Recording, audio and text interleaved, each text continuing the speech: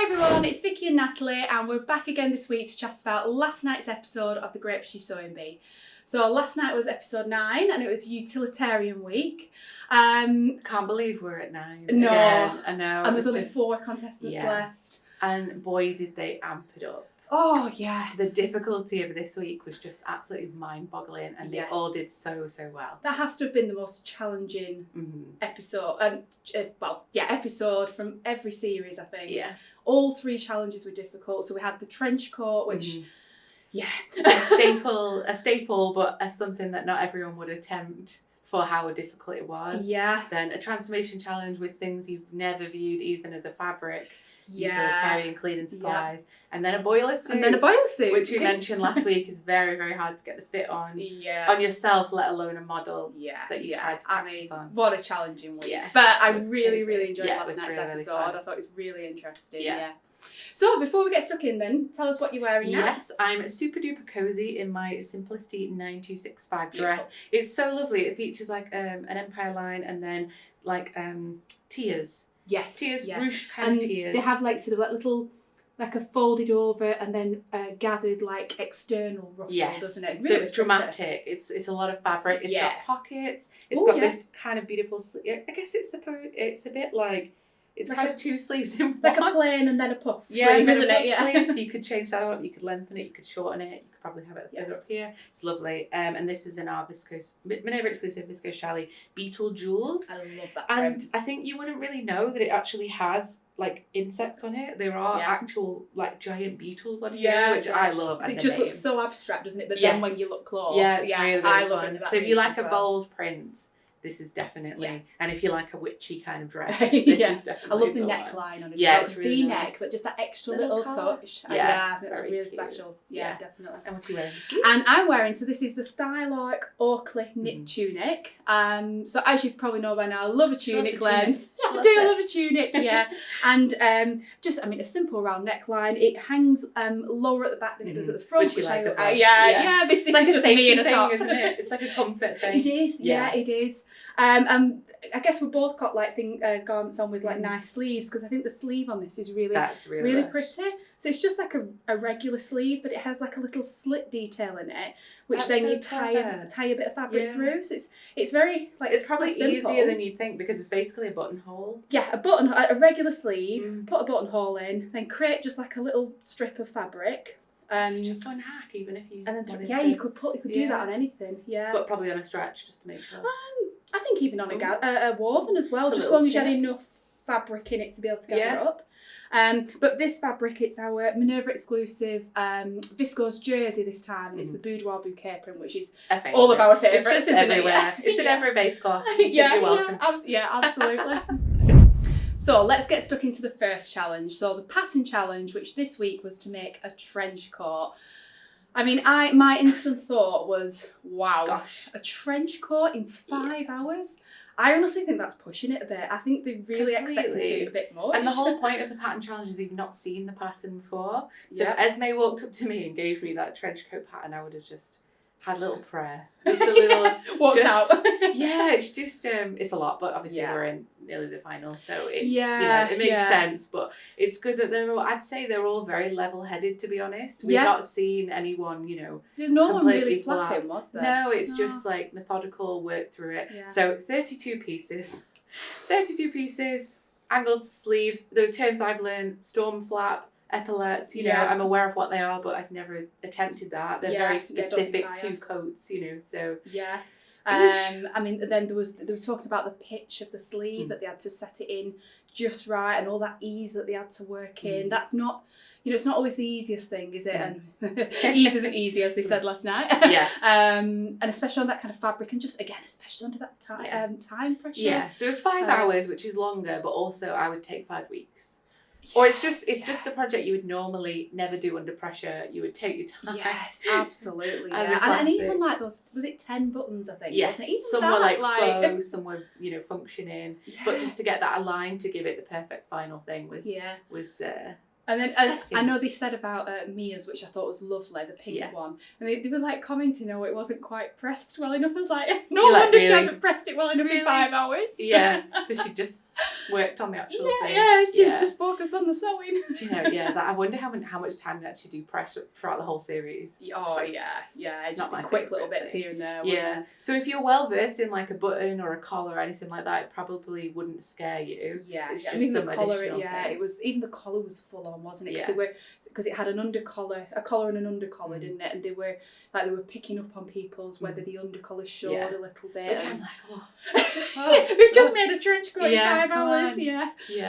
I think the thing for me that I think they probably all struggle with slightly because of time was the positioning of the buttons, wasn't it? And obviously some were better than others, but that was a thing that you instantly look at, don't you? And because it's a military garment originally in design, everything is obviously very uniform, and it was been designed that way. So if it's not that way, it sticks even out a few mill out and you see it, don't you? Yeah. Loved Mia's choice of buttons. Yes. They were kind of like half and half, kind of like jazzy.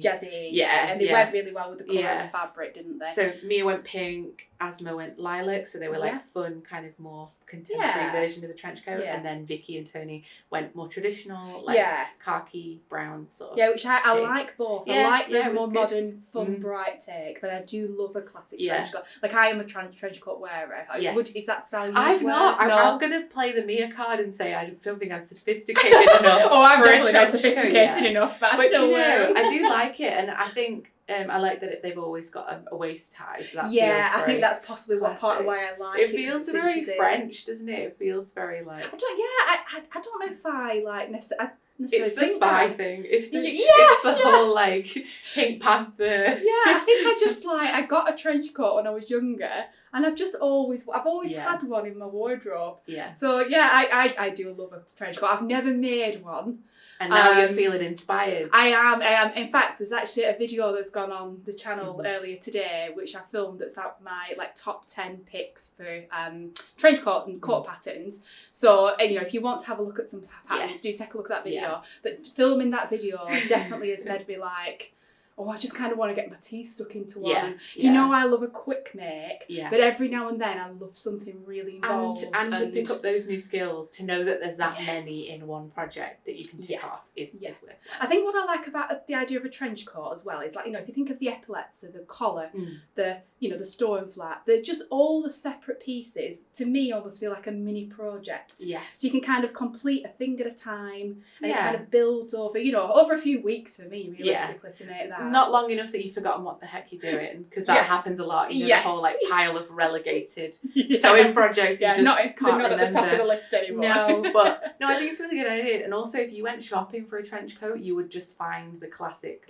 camel and khaki sort of tone. So if you wanted to, you love the style of it, you love that it's classic, but you want to do it in a crazy fabric. Yes. Maybe, or bright colours, or you could even colour block it and go a bit nuts. That would be really fun. Even a patterned fabric could be really lovely as well, couldn't it? I mean, there's tons you could do, isn't there? And like you say, trench coats in the shops, you are definitely quite limited, aren't you? They keep them in because it is a timeless thing, but they're never going to be, unless they have a rebirth, they're never going to be reinvented. So it's a good thing to tackle if you want to feel a bit individual. Yeah, definitely. So we've chose patterns that if we were taking on this challenge, hopefully not in 5 hours, but if we were going to be making them, what we would choose, haven't they? So do you want to show yours? Dive in. So I've gone with the named clothing Isla trench coat, which is basically what they made yesterday. It's the trench coat. It's got it features a few other details over the top that are not the same as the the kind of, it was offset. One storm flap, wasn't it? But it's just gorgeous and it has more button details down the front.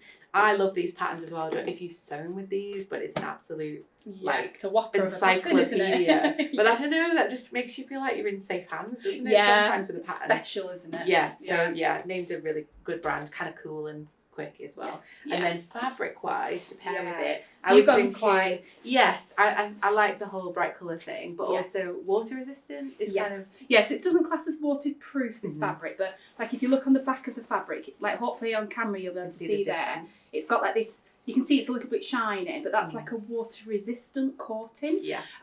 So it just means that in most weather, Yes. the water is just gonna, if it's raining outside, it's just gonna run right off it. So it's water resistant. So durable though that it could last you years. Yeah. So a little bit harder to work with is in pressing. Yes, because it is. it's basically You definitely want to have a lower heat, and you want to have definitely a press cloth. But it's just one of those. You just take a little bit more time with it. It's obviously what the bees didn't have last night, isn't it? And it's a very strong, durable fabric, is this, but it's still lightweight. Yes. So I think it's lovely for a trench coat that, not like maybe one you'd wear in winter because it's not going to be super warm, but like a spring and autumn transitional coat, and definitely a layer through summer. Yes. Because I mean, certainly here in the UK, we still have showers throughout the whole year, don't we? Go out with sunglasses on, run back in. Come back drenched. So I think, and I love this colour. But you've also chose more traditional khaki. You know, maybe I'll make two. Maybe I think you'd probably go for that in the end, wouldn't you? And I never really wear super thick coats anyway. Oh, do you I not? prefer to Yeah. You know, when you're on a bit of a hike, you walk in somewhere and then you're already too hot. Yes. This whole faux fur thing, I just can't do it. You know, even if it gets pretty cold here, I'd rather have like 10 layers on. I think this would be really fun. Yeah, definitely. So you can make like a more traditional and like obvious sort of military influenced version with this, couldn't you? A Natalie version with that.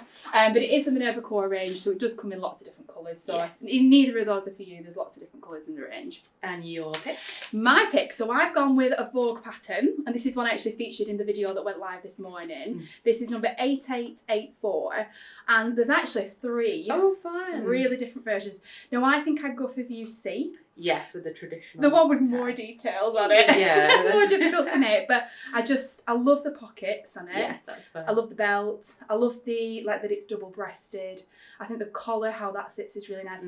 And then the little details around, like the tabs around the end of the sleeves. That's really nice. Really, really nice. And I was just checking then. Yeah, it is a lined coat, so more work for you. Yeah, I mean the ones last night weren't lined. No, and I thought surely they're not, and they didn't. So it's definitely more than a 5-hour project. It would be for me anyway. It's great to see the other views though, because I wouldn't have picked that up and thought trench, because the other two feature a higher sort of they're simpler as well, aren't they? They're nice. But yeah, I mean I'd happily wear either of those. Also, it's a good value pattern actually, isn't it? And then fabrics wise, so I have gone quite traditional and probably quite similar to what they were using last night. So this is our it's a stretch woven cotton twill fabric. So it's got that lovely sort of twill weave. And it's just got a little bit of stretch, which you don't need for the pattern, but you know it's only a little bit of stretch across the width, not the length. So it's not like a knit fabric. I love that though. It makes me feel more comfortable. Yeah, exactly. It's just got that little bit of wiggle room. You know, like when you're wearing your coat, if you're just stretching for something, it'll just move a little bit with you. But also, as really we know, we can you can fluctuate in weight or size. You know, it happens. Bodies. Yeah. So it's good to have coats that are not so rigid that you might end up. You know, I appreciate stretch. And this, that's like the deep burgundy colour, which I think that's really you'd wear that all year round. And you couldn't find that out. Yes, that's lovely. Go with everything, but it's just a bit different to black and navy, isn't it? And then I've been like you, Natalie, where I've got like it's lighter than you, isn't it? But like a light olive colour, which I think is definitely more traditional. So I would go for one of the two. I do love quite a traditional. I feel like they go together. Coat. Yeah, they do. You could colour block or something, couldn't you? So yeah, I'm not sure. I think it's very Mediterranean. Yes, it is. Olives. If I had to pick one, maybe I would go for the burgundy, because I just do love that colour. I think it suits me, that colour as well. But I do love a classic khaki colour for a trench coat as well. Get dirtier. That's what it comes down to. I'm probably best going for a darker colour with practical wise for me, yeah. So the second challenge, the transformation challenge. So we had cleaning supplies this week. I can honestly say I've never walked around the house. I'm going to say I've never cleaned. I have. I've never, or I don't really invest in all those, I didn't know what half of that was, to be honest. But I've never walked around and thought, oh yeah, that'll do for some. So it was a real difficult transformation challenge. I mean, if I'd have been put in that room and asked to make something with those, I mean, I honestly haven't got a clue what I would have done with it. No, for once I am stumped on that one as well. That was a hard just challenge, because a lot of it wasn't, aside from the tabards that they had, there wasn't a lot of actual fabric to work with, so it's an entirely different exercise. making a fabric basically out of unconventional materials. So Mia was very clever and did a very arty loved Mia's runway approach, because there is actually a designer, I'm not sure what their name is, who does basically like glove shapes that you know a little bit scant. Yeah. And she did run out of gloves, and it probably would only cover my thigh, but that's okay. No, it was good. It was fun. It was like a good use of colour blocking, and they kind of wanted to see that. Yeah. As long as it holds together, it's more about conveying the idea. They're not going to get models down the runway wearing scouring pads. So Mia went down a very cool kind of like art school kind of approach to it.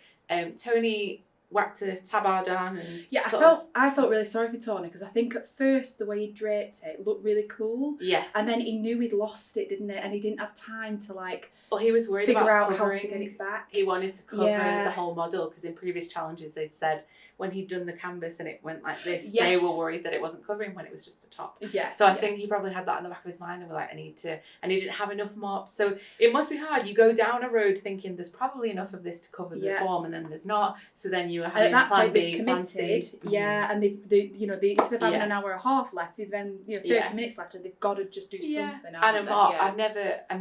I hope they all had some pretty strong needles on the go there, because it was just when he said like, I don't think this is meant to be sewn. No, I don't think any of these things are meant to be sewn. And then Esmé did like cool, I think she used like a kind of different cloth, and she colour blocked half and half, added different sleeves, and then done scouring pads, and then done a whole braided mop like back to pull it in together. I agreed with the judges where they were saying it felt a little bit disconnected front to back, but it only needed a little bit more. She just had half an hour extra, and it could have been really cool. Couldn't it? It's just so funny. It's just a funny comment, because it is just a mishmash of cleaning supplies. It's really not. It's not coherent, guys. You're like, I don't know what to do. You give us scouring pads to work with. What do you expect? Because otherwise, if there'd been like hundreds of those, you could have just gone and tried to make a whole garment, but I think that was a lack of enough of everything. Yeah, everybody like just had minimal things to work within, like Mia with the gloves, Esmé with the scouring pads. Like if they'd had more stuff, I think it would have been an easy, pick one supply. If it had been mop heads to the ground in a full that could look very Met Gala, the whole covering the whole thing. Whereas I think like with Mia, she probably spent quite a lot of her time thinking like, right, I've only this amount to work with. How do I stretch this far enough to make it cover enough of the body? Whereas if she'd had more supplies to work with, she could have maybe spent that time being a bit more creative and doing things she might have wanted to do, rather than just panicking about covering. Same with there were some supplies I didn't touch at all, like sponges and things like that. And you think, I just don't know. You'd be there with a hot glue gun, hoping and praying. That's definitely against the rules. But and then Vicki had done. I think Vicki has gotten really good at the transformation challenges over time, because it wasn't her thing, but she thought how she understood the brief of how can I make a fabric or a texture out of this, and just went with that rather than the form. So she pleated a piece that went over here, and then it was like it looked like a full tabard that had gone into that pleat. It's really dimensional, wasn't it? But that was like a better approach. I think she just went, I'm just gonna pleat this, see how it goes, and then the other parts were like woven. Yes, it's like scouring pads with, I think, fabric from the tabard, I think, wasn't it? Which my favourite bit was that pleat. I thought that was really dramatic. And then, the woven part was definitely, she was making a fabric out of nothing, really, wasn't she? So, So she had blended them, and I think the colours probably blended better than some of the others did, just from having different materials together. But I think they did exceptionally well, given the time limits and the supplies they were given. It's not one I'm rushing to do. I'll definitely take the shower curtain, the canvas, some of the other things that have been through the series, but that's just... I mean, I've said before, the Transformation Challenge never my favourite. Some episodes this series I've really surprised me and I've loved, but last night I was a bit like, it wasn't for me, if I'm honest. But, not every challenge can be. Sarah was sort of saying once you're wearing it, you can sort of clean as you go. So you could sort of, if you're feeling like having a bit of a mishmash project, you could maybe do mop heads on socks, or like something that's actually going to help you clean the house. And it would give a little bit of practicality to it, I guess. If you think, go on then, that could be our own transformation. So the third challenge last night, the made to measure. So the contestants were asked to make a boiler suit. Loved it. Loved it. Yeah, it was a good challenge, wasn't I think if you are completely new to sewing, you might think it's an easy challenge. It is absolutely not. It's, again, like the trench coat, not something you run to do unless you're very aware of your proportions or the person that you're fitting it to. But it's cool. It's just... Yeah, it is very cool, isn't it? I mean, let's face it, you're practically making trousers and a jacket in one, having to consider that rise. To move. Yeah, it has to sit, it has to, if you want some waist definition, if you want, no hungry bums, that's just, that's a term, it's fine. And, I don't know if you remember when Patrick said last night, but he said how, because they wanted extra details, they wanted something extra from it. And he said, because making a jumpsuit in 5 hours, that's relatively easy. I was like, no, I don't think it is. I don't think that is. Why wasn't Patrick wearing one? That's what I want to know. Yeah, absolutely. Yeah. So, I think it's just... And also, the longer the sleeves, you could do shorter, it will all change how difficult it is. Yes. Yeah. So, and I think just the amount of details that you add, and all of those take time, which in that 5 hours is, it's adding to the pressure, isn't it? Yeah. So whose did you love? Well, I loved Esmé's. I don't think you can not love Esmé's, can you? I love that lurex tweed fabric that she used, just that hint of sparkle. I love that it was black, and I thought it of was you. It was so chic. I think when they were describing it, I was a bit like, I was. And, with the drawing, but then I thought that is so cool and that is such a good idea. And I said last week that I love it because it's just an outfit ready to go. Yeah. It's just... So would you wear a boiler suit? Yeah. See, I've never worn one. I would really like one, but I've never found one proportionally that's right. So you'd have to make for a gig or for a festival, Sarah was right. It is a pain getting out of them to go to the loo. Yeah, true. That's not a thing. That's not easy, but I love that it's just a standalone piece and it's pretty statement and always has been. Yes. So you can either play safe, and I think that was a fun take on a safer one. She made it glitzy, she made it glam. Yeah. The fabric was an unusual choice, but still durable. She added the little silver hardware, which is amazing. I thought that just took it up a notch. But I would now like to do that on other pockets. That's inspired me to think this dress would go a little bit further. Yeah. If it had this cool... Oh yeah, really cool. It's sort of going beyond a pattern, that, isn't it? Adding those sort of details yourself. And I just think those, where the silver hardware was on those pockets, it was so impeccably sewn, wasn't it? It was beautiful. Yeah. Fit the model beautifully. Yeah. I thought it was wonderful. It was so elevated. Yeah. I loved Mia's.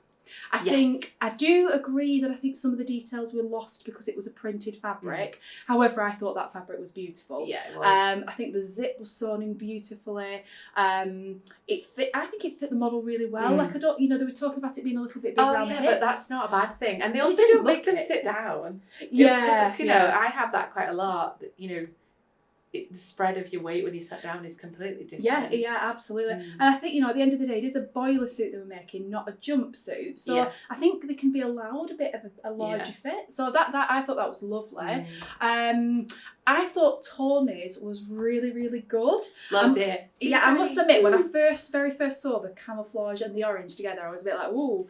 But I took it all back. It was on fantastic. The illustration as well, it was brown pockets. But then in real life, it was the black mesh, which looked a lot cooler. Yeah, and I don't think he got credit for working with mesh fabric, did he? Because that's an extra challenge he threw in, and the extra, the top stitching that he did, he sort of went last minute, this is semi, I'll do it. Yeah. So Patrick was like, you didn't plan this. I was like, no, I didn't. I just did it. I must admit, when great. I was watching it, I thought, oh no, don't do it, Tony. Don't go for the orange because one little bit off and it'll show. You don't need it with all that. And I must admit, I still actually did think that at the end because I don't think it actually added that much. Yeah. And I just kind of like the dramaticness of the orange from the zip and the pockets. But he sold it very well, didn't it? That's just a design choice, isn't it? It was quintessentially him. That was the best thing about it. Yes. Yeah, you loved that. He is worn throughout the whole thing. His style, he's just dances to the beat of his own drum, and I love that. And I thought he looks at every challenge with, how can I make this quirky? Yeah, not how can I just skim through and not that anyone's skimming through, but I admire his boldness of attacking a boiler suit and adding 8 pockets and all that stuff. Yeah, just absolutely. Yeah. And I just thought it was so bold, so dramatic. They commented on the fit quite a bit, didn't they? But I thought the fit was good. Which is great. It was great, and also like it shows you that you don't have to go for a women's pattern. You can go for a men's pattern and sort of play about in garments that do have that ease, and proportionally, you know, maybe you do have proportions that are more suited. Yeah. It's just exactly. You're just taking a template and making it fit you. And do you what don't you have want to with the stick. template, aren't you? Yes. So again, it was great that he'd explored another option. Vicky's, I felt really sorry for Vicky last night. I thought they gave her an absolute battering in that feedback. Even in the beginning, where they came over at the beginning and said, "What adjustments have you made?" Because she had that gorgeous model with curved swerves and everything. Of course, a paper pattern is not going to be a cookie cut version of what you are. So I think she listed maybe 7 adjustments, bust to see lots of other things. Sway back was it? And she did brilliant. I wonder if she made it more difficult for herself. Because if you look at Tony's, his was definitely, like he spoke about it, didn't it? It being more oversized and it going for more of that casual, relaxed, just oversized boiler suit.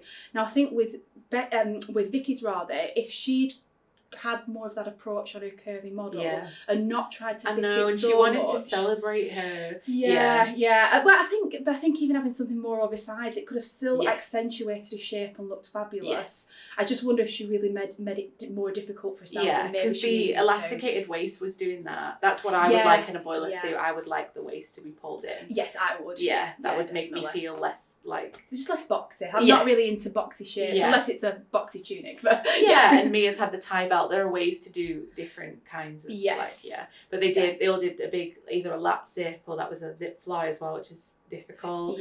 And it also, if you're adjusting the length of your torso, that has to be taken into account with the zip. I think that's again going back to Vicky's as well, though, if say when I was younger, if my mum was say making something for me, or just like when she made my bridesmaid dresses, for example, so she was fitting all 5 different body shapes. Through the making of those dresses, my bridesmaids came over and they had multiple fittings throughout that process. And that's how my mum... Yeah, I know. It was very good. Thank you, everyone. But yeah, and that's what allowed my mum to achieve a really good fit on them. Yeah. But with this, yes, they have the measurements beforehand, but that's a different 5 hours go. Isn't it? Yeah, and so Vicky had already had to apply all those adjustments to a pattern. Yes. But she'd no time to actually try those against the model and has that work.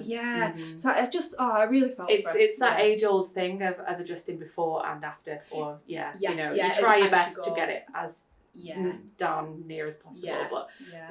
But I think because she'd gone down the simple route as well, the fact that the fit maybe wasn't quite as she'd hoped for, that's all they talked about. I felt so sorry for her, but I think it was that burnt orange colour was gorgeous. I loved the antique gold snaps that she'd used. I thought that complemented the colour really lovely, and I loved the style of it with that simple pocket.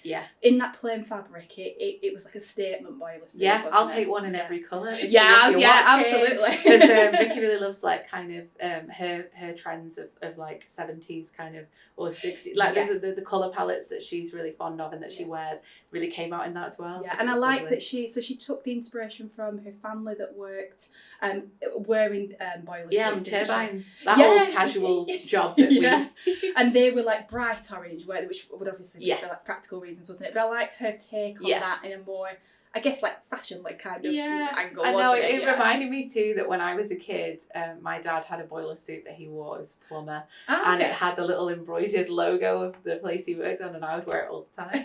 So quite similar heights. So I was like in a little elasticated little blue boiler suit. It was really, really cute.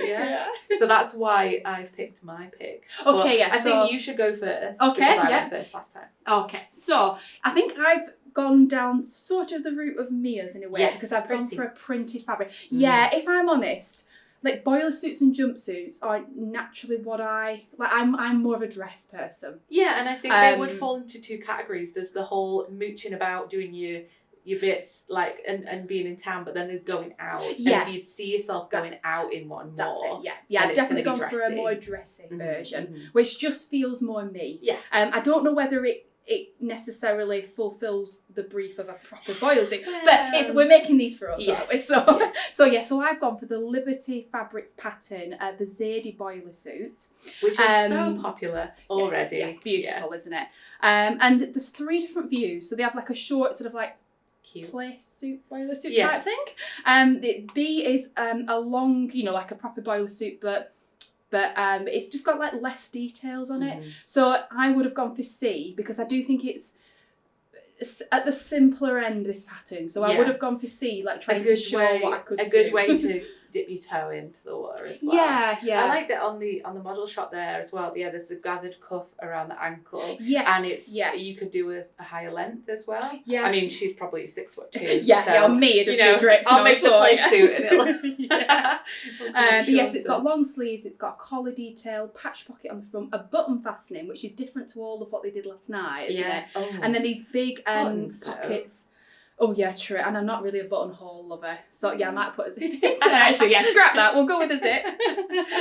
And these big pockets with like angled. I like that. That's good. Yeah, I do. I prefer those type of pockets to inseam pockets myself. Yeah. And then I think I would go for the drawstring around the ankle because it just makes it a little bit poshy somehow, doesn't it? It does. It makes it dressy. Yeah, and then fabric wise, so I've gone for 2 of our Minerva exclusive prints because.